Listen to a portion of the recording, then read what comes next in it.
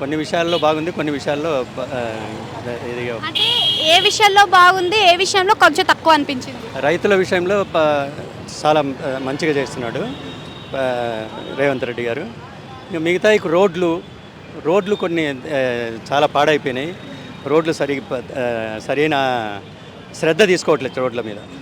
అంటే బీఆర్ఎస్ ప్రభుత్వం ఉన్నప్పుడే వేశారు కదా ఈ రోడ్లు. 10 సంవత్సరాల పరిపాలన వేసినవి రోడ్లనే చూపించినారు కదా అప్పుడు.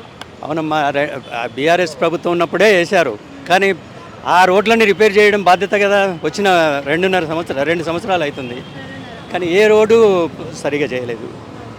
అది అంటే ఇప్పుడు ఇంకొకటి మనకి ఇదే కాకుండా హైడ్రా అని కూడా తీసుకొచ్చారు. వర్షాకాలం వచ్చింది, మరి హైడ్రా ఏమైనా ఉపయోగపడింది అంటారా?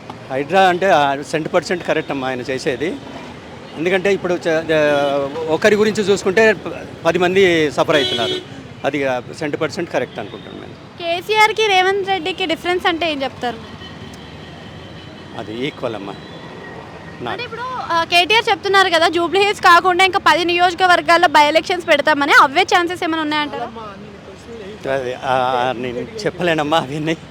అది నాకైతే తృప్తిగా ఉంది. రేవంత్ రెడ్డి పరిపాలన తృప్తిగా ఉంది. సార్ని ఒకసారి ఒక్క నిమిషం సార్.